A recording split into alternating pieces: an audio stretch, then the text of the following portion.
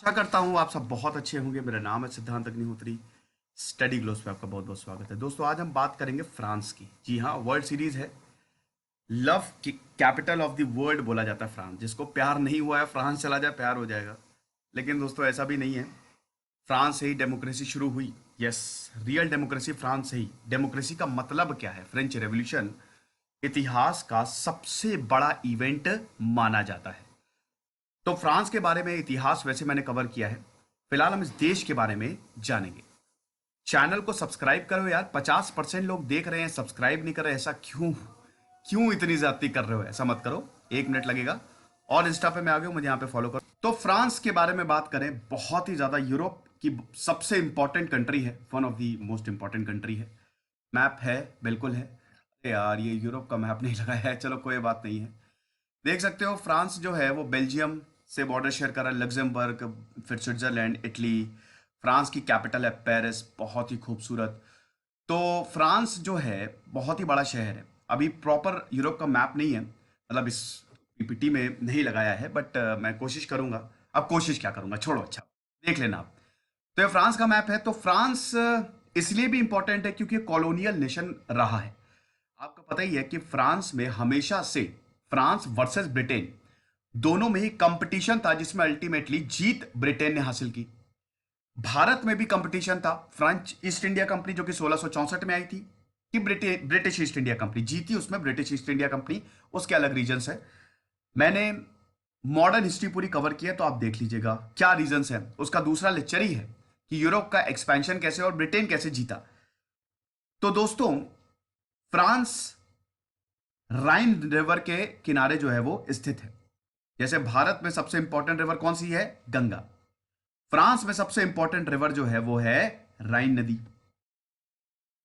France के area की बात करें तो लगभग 6.5 लाख स्क्वायर किलोमीटर में फैला हुआ है। पॉपुलेशन 6.5 करोड़ के आसपास है। फ्रांस भले ही बड़ा है, टेरिटरी में काफी बड़ा है। फ्रांस सेंटर रहा है क्रिश्चियनिटी का, कैथोलिक नेशन रहा है। जहां पे भी पोप को प्रॉब्लम होती है, फ्रांस सबसे पहले अपनी फोर्सेस भेजता था, क्योंकि कैथोलिक नेशन रहा है। ठीक है, ऑर्थोडॉक्सी रही है यहां पे। नेशनैलिटी की बात करें तो 93% फ्रेंच सिटीजन है। रिलीजन, जैसा कि मैंने बताया, फ्रांस एक सेक्युलर नेशन है। इस समय फ्रांस सेक्युलर है। सबसे ज्यादा सेक्युलर नेशन पूरी दुनिया में अगर कोई है तो वह फ्रांस। फ्रांस इतना ज्यादा सेक्युलर, आपने चार्ली हेब्डो के बारे में देखा। फ्रांस में किसी भी धर्म का मजाक, यहां तक कि वहां पे पगड़ी भी नहीं पहन सकते।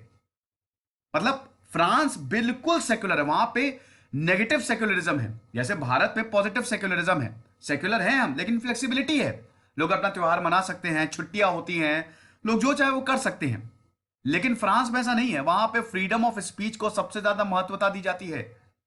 अभी हुआ ना चार्ली हेब्डो, इस्लाम का मजाक उड़ाया गया, वो भी फ्रांस में एक्सेप्टेबल है। तो फ्रांस सेक्युलर के मामले में सबसे बड़ा है। रिलीजन की बात करें दोस्तों, तो आपको जान के हैरानी होगी, क्रिश्चियन नेशन है, कैथोलिक नेशन रहा है, तो भाई मेजॉरिटी कैथोलिक्स होने चाहिए, बट ऐसा नहीं है। सिर्फ और सिर्फ 51% यहां पे क्रिश्चियनिटी है। बाकी आधे से ज्यादा 40% हैव नो रिलीजन, 5% इस्लाम है यहां पे। तो सेक्युलर सेक्युलर के मामले में फ्रांस बहुत बहुत बहुत ज्यादा आगे है। प्रेसिडेंट कौन है? Emmanuel Macron. पार्लियामेंट है यहां पे, अपर हाउस को सेनेट बोला जाता है, लोअर हाउस को यहां पे नेशनल असेंबली बोला जाता है। ठीक है। फ्रांस हमेशा से एक मोनार्की रहा है।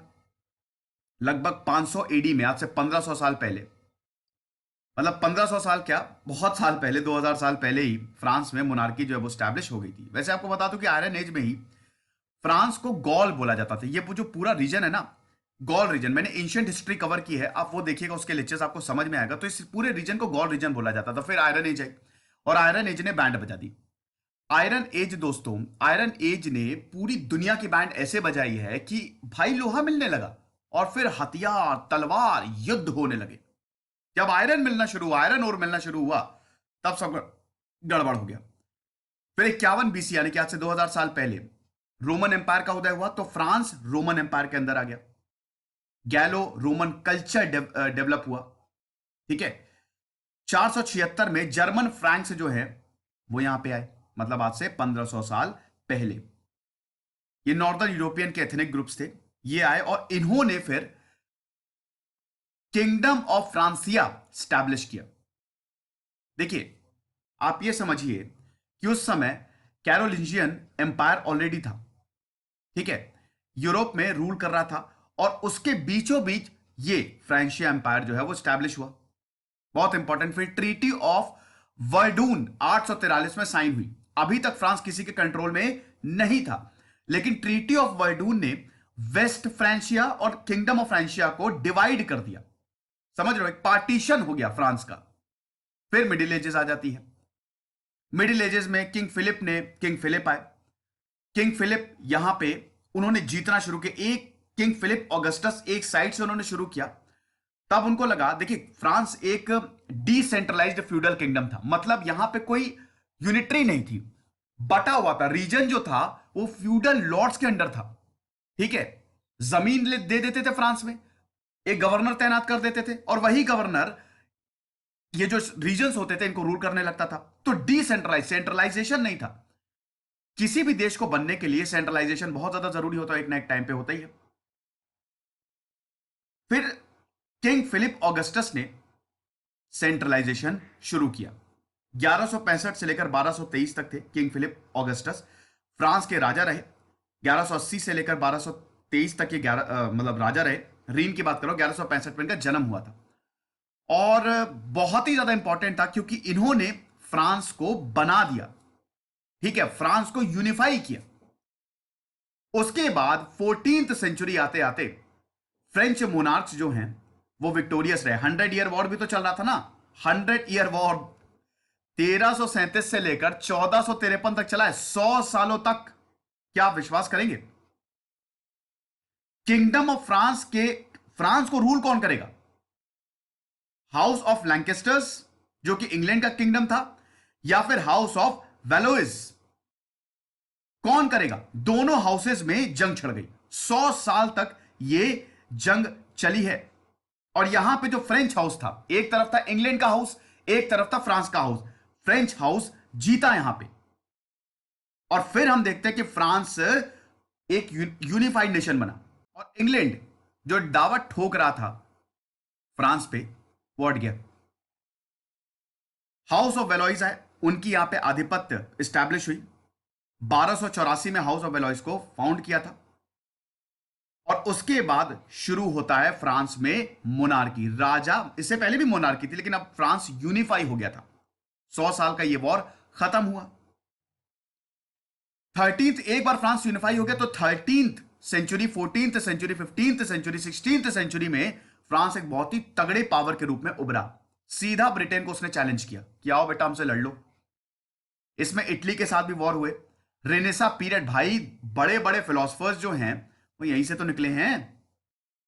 फ्रांस में बात करें तो बड़े बड़े फिलोसफर, सोशोलॉजिस्ट, वो सब फ्रांस से आए हैं। रेनेसा पीरियड जो है वो फ्रांस में बहुत ज्यादा फला फूला, और फ्रेंच कल्चर जो है वो फ्लरिश हुआ। फिर 19th सेंचुरी आते आते कॉलोनीज बनानी शुरू कर दी फ्रांस ने। रिलीजियस सिविल वॉर्स भी हुए कैथोलिक्स और प्रोटेस्टेंट्स के बीच में यहां पे, क्योंकि फ्रांस एक कैथोलिक नेशन हो गया। रोम का यहां पे दबदबा रहा था, तो कैथोलिक नेशन तो बहुत पहले से ही था, ठीक है, ये चीज। फिर 7 ईयर वॉर्स हुआ, बहुत सारी चीजें हुई दोस्तों। अब क्या मैं इतना इतिहास, हम इतिहास नहीं कवर कर रहे, लेकिन आप इतना समझिए कि सबसे बड़ा इवेंट हुआ फ्रेंच रेवोल्यूशन 1789, जब मोनार्की को फेंक दिया उठा के, लुई द 16th को मार दिया, बेस्टाइल फोर्ट की ईंट से ईंट बजा दी। और तब फ्रेंच रेवोल्यूशन के बाद डेमोक्रेसी आई कुछ टाइम के लिए, लेकिन वो डेमोक्रेसी खाली नाम की थी। 10 साल तक, 1789 से लेकर 99 तक ये पीरियड चला। फिर नेपोलियन बोनापार्टे का उदय हुआ, नेपोलियन ने रूल किया, और फिर से हम देखते हैं कि फ्रांस जो है दोबारा मोनार्की के चपेट में आ गया जब बोनापार्टे का एंड हुआ, ठीक है। उसके बाद फर्स्ट रिपब्लिक बना, सेकेंड रिपब्लिक बना, फ्रेंच थर्ड रिपब्लिक बना 1870 में, फ्रैंको प्रूशियन वॉर भी उस समय चल रहा था। फोर्थ रिपब्लिक बना, वर्ल्ड वॉर 2 के बाद फ्रांस फोर्थ रिपब्लिक, और फाइनली फिफ्थ रिपब्लिक बना 1958 में। चार्ल्स डी गॉल, इन्होंने फ्रांस को फिफ्थ रिपब्लिक बना दिया, और अभी तक ये फ्रांस के आर्मी ऑफिसर थे। वर्ल्ड वॉर 2 में इनका कमाल का काम था, और इन्होंने एक तरीके से चार्ल्स डी गॉल ने फ्रांस को बनाया। जो अभी आप फ्रांस देख रहे हैं ना, वो चार्ल्स डी गॉल नहीं बनाया, प्रेसिडेंट थे ये, फ्रांस के प्रेसिडेंट भी रहे 1959 से लेकर 69 तक, और इससे पहले प्रधानमंत्री रहे। बहुत इंपॉर्टेंट इनका नाम है चार्ल्स डी गॉल। तो इन्होंने फिफ्थ रिपब्लिक बनाया, फ्रांस में डेमोक्रेसी रिस्टोर हुई। हालांकि देखिए, डेमोक्रेसी रिस्टोर हुई, फ्रांस में मोनार्की रही है, लेकिन अभी ऐसा कुछ नहीं है। इलेक्शंस होते हैं वहां पे, प्रॉपर डेमोक्रेसी है। और फिर फ्रांस ने रिलेशन, पूरी दुनिया के साथ रिलेशन स्टैब्लिश करने शुरू किए। ये इतिहास था फ्रांस का। मेरी कोशिश रहती है कि आपको इतिहास जरूर बताऊं। अब देखिए, ऐसा है कि इतिहास बताना जरूरी भी है। कई बार मैं थोड़ा सा कैरिड अवे हो जाता हूं, इतिहास लंबा हो जाता है, लेकिन कोशिश करता हूं कि ज्यादा ना घुसो, क्योंकि फिर ये हिस्ट्री का लेक्चर हो जाएगा। हम अभी फ्रांस के बारे में जान रहे हैं। फ्रांस की बात करें तो आप समझिए कि ज्यादातर हेडक्वार्टर्स आपको पेरिस में ही मिलेंगे, लियोन्स में ही मिलेंगे। फ्रांस बहुत ही खूबसूरत है। यहां के जो शहर है ना, वो इतने खूबसूरत बनाए गए हैं कि क्या बताएं। फ्रांस में यूनेस्को वर्ल्ड हेरिटेज साइट्स का भंडार है। Fifth largest number of UNESCO world heritage site जो है वो आपको फ्रांस में ही मिलेगी। बहुत ज्यादा है फ्रांस में ये चीज। 1975 से लेकर लगातार फ्रांस में अभी 44 प्रॉपर्टीज है जो वर्ल्ड हेरिटेज साइट में है। मतलब 39 तो कल्चरल है, 4 नेचुरल है और 1 मिक्स्ड है। भारत में कितनी है, चलो मुझे कमेंट बॉक्स में बताओ। ओके। और जैसा कि मैंने बताया कि ग्लोबल अफेयर्स में इस समय फ्रांस का बहुत बड़ा हाथ है। ग्लोबल अफेयर्स में फ्रांस बहुत आगे रहता है। डेमोक्रेसी को हमेशा फ्रांस प्रेफर करता है। एक डेवलप्ड इकोनॉमी है, दुनिया की 7वीं सबसे बड़ी इकोनॉमी है। भारत और फ्रांस में हमेशा एक कंपटीशन रहता है। कभी भारत छठे नंबर पे आ जाता है, छठे नंबर पे के लिए, ठीक है, छठे नंबर के लिए हमेशा भारत और फ्रांस जो है वो लड़ते रहते हैं। तो इसमें देखिए, दुनिया की 6 सबसे बड़ी इकोनॉमी कौन सी है? सबसे पहले तो America, China, Japan, Germany, United kingdom, France और भारत। छठे नंबर के लिए हमेशा जंग रहती है कि कौन आएगा, फ्रांस आएगा कि भारत आएगा। कभी फ्रांस आ जाता है, कभी भारत आ जाता है, लेकिन ज्यादातर टाइम जो है दोस्तों भारत ही रहता है। इस समय भी 6th नंबर की इकोनॉमी पे भारत काबिज है, समझे।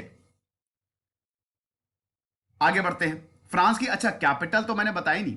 फ्रांस की कैपिटल है पेरिस, एक और हिस्टोरिक सिटी। खैर ये तो चलो बहुत ही कॉमन क्वेश्चन है, आई होप ये सब आपको पता ही होगा।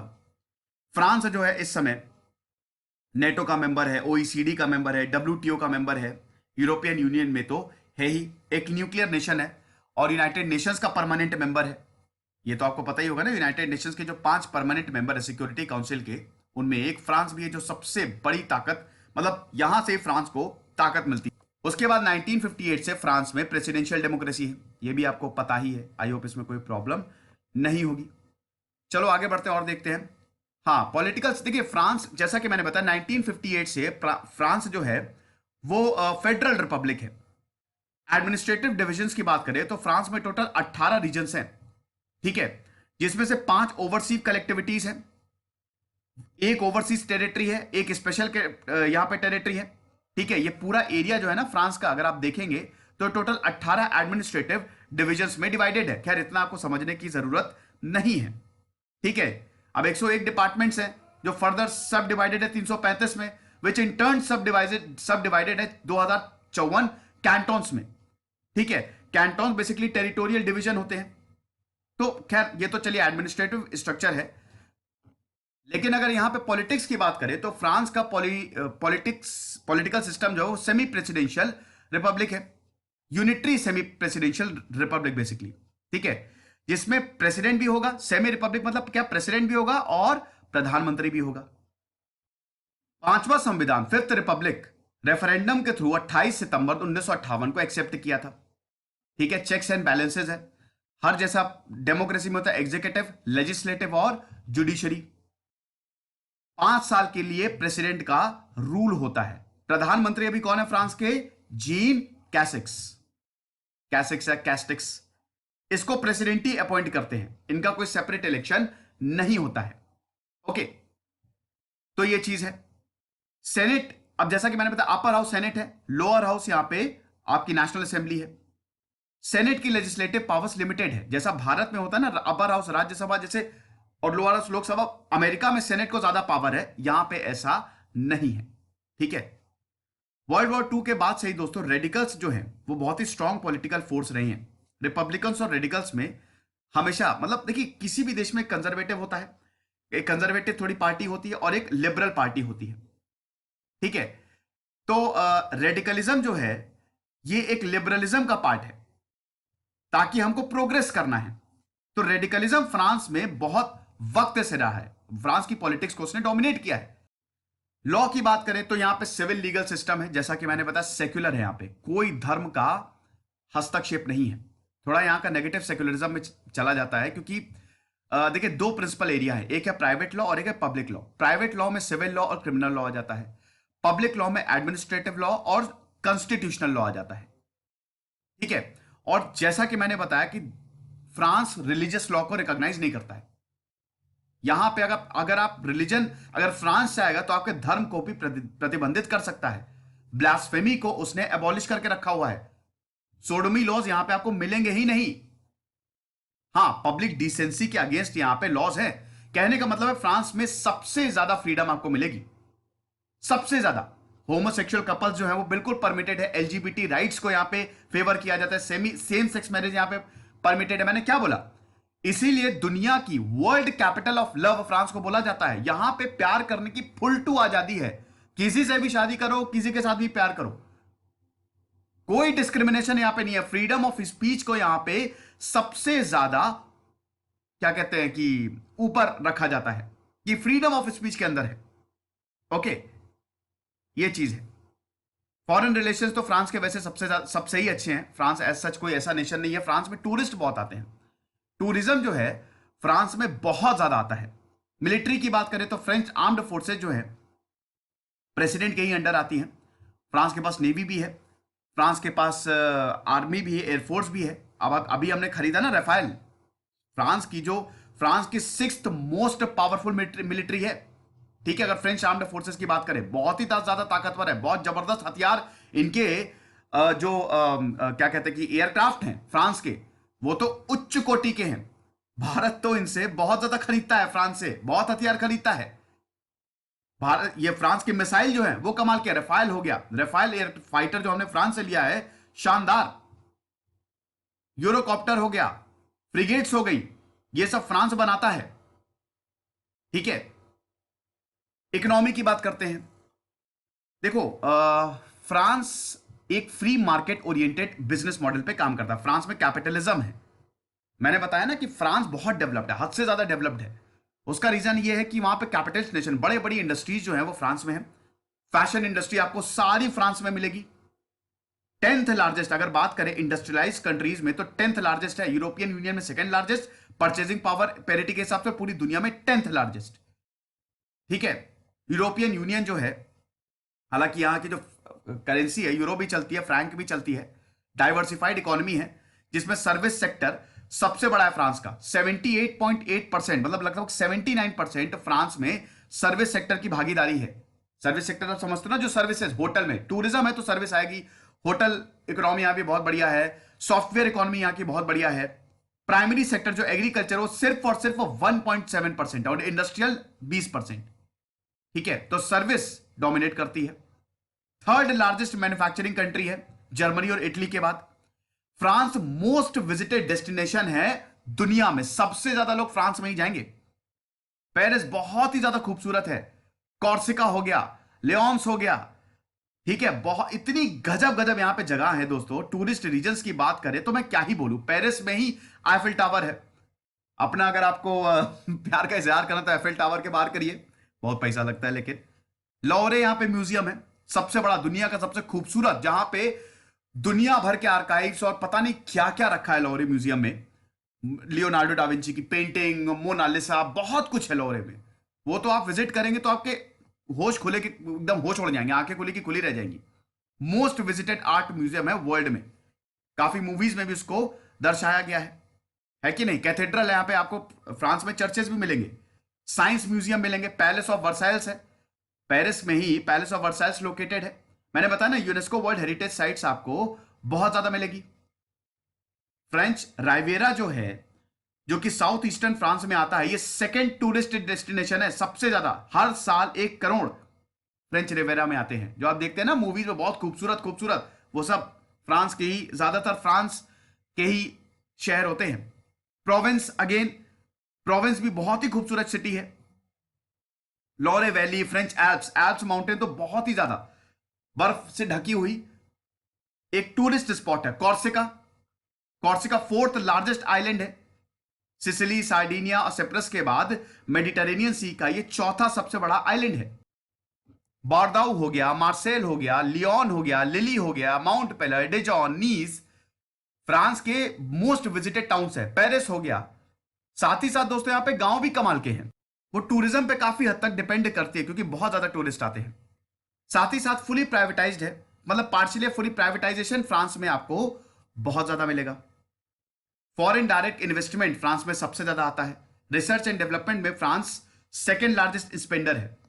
ब्लूमबर्ग इनोवेशन इंडेक्स में 10 मोस्ट इनोवेटिव कंट्री में फ्रांस का नाम रहता है।